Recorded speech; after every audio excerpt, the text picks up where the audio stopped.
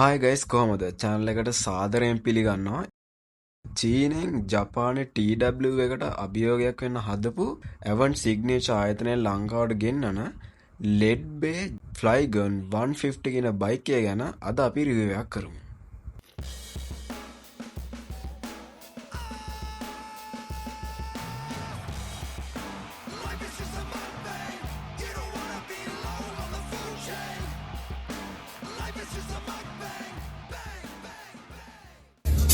ඉතින් අපි මෙයා ගත්තොත් අපිට ඉස්සරහා බලා ගන්න පුළුවන් full LED headlight setup එකක් අපිට බලා ගන්න පුළුවන්. ඒත් එක්කම turn indicators අපිට LED බලා ගන්න පුළුවන්.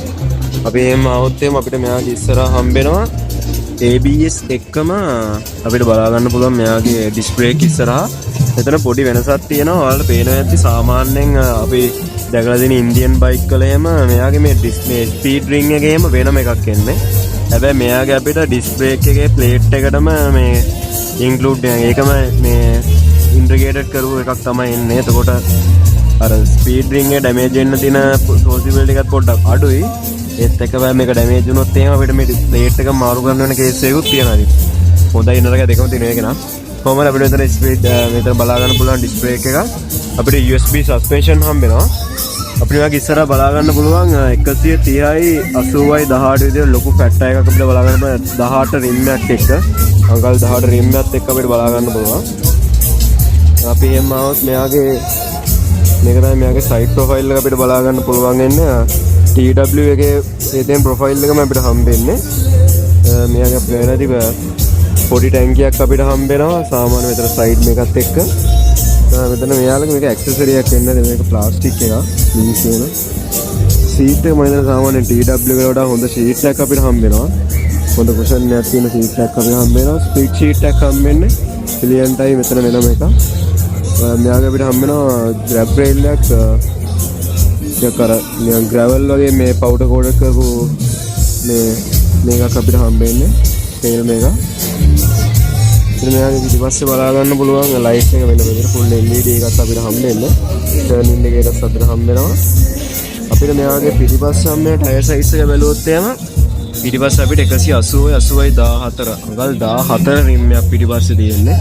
180යි 80යි 14 විදිහට අපිට මෙයාගේ හම්බෙනවා ඊට disc brake හම්බෙනවා. ඔයාලා වෙනද මම ඉස්සරහා කතා කරා වගේම speed ring එක මේකට ඉන්ටිග්‍රේට් කළාම තමයි මෙයාලා හදලා තියෙන්නේ. ඉතින් මේක එක්කම මෙයාගේ එන්ජින් එක පැත්තට આવත් එහෙනම් අපිට මෙයාගේ හම්බෙන්නේ 150cc එන්ජින් එකක්. අපි සාමාන්‍ය TW දාගලා තියෙන 225 එන්ජින් එක අපිට 150cc එන්ජින් එකක් හම්බෙන්නේ. ඉතින් අපිට කික් එක හම්බෙන්නේ නැහැ. fuel injection හම්බෙනවා අපිට normal ගන්න අපිට basic engine spec තමයි අපිට හම්බෙන්නේ. මෙයාගේ horse power එක torque එක මම හරියටම දන්නේ නැහැ. මේ වෙලාවේ මම වීඩියෝ එකේ දාන්න මෙතනින් horse power torque කොහොමද කියලා. අපි එහෙම આવත් මෙතන අපිට බලා ගන්න පුළුවන් මෙයාගේ LED bay කියලා ගහලා තියෙනවා මෙතන මේක. මේක රබර් grip tag වගේ අපිට බලා ගන්න පුළුවන් වෙන්නේ. આવොත් මෙයාගේ instrument control එක අපිට full TXT instrument console එකක් බලා ගන්න පුළුවන්. අපිට මෙයාගේ හම්බෙන්නේ push start button එක හම්බෙනවා. ඒ කියන්නේ keyless එකක් අපිට තියෙන්නේ. full TFT display එකක් අපිට හම්බෙනවා. flat handlebar එකක් තමයි අපිට බලා ගන්න පුළුවන් වෙන්නේ. ඒත් එක්කම මෙයාගේ අපිට බලා ගන්න පුළුවන් button layout එක මෙතන engine key එක ABS on off අපිට button එක වෙන physically බෙදලා තියෙන එකත් මොකද feature එක. headlight එක අපිට start එක බලා ගන්න පුළුවන්. මේ පැත්තේ අපිට මෙයාගේ අපිට display එක configure කරන button එක බලා ගන්න පුළුවන්. මෙතන hazard එක turn indicator tone එක අපිට බලා ගන්න පුළුවන්.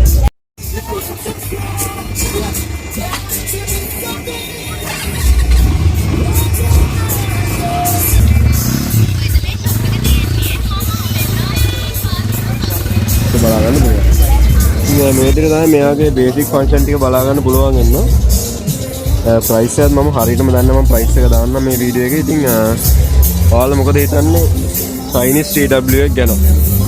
මම හිතන්නේ TW ගොඩක් බයික් එක පරණයි. ඉතින් ඒත් එක්කම මේ වගේ ඕල්ටර්නේටිව් එකක් බ්‍රෑන්ඩ් නිව් අපිට ගන්න පුළුවන් කියන්නේ TW ආස කරන කට්ටිය මම හිතන්නේ හොඳ ඔප්ෂන් එකක් වේවි.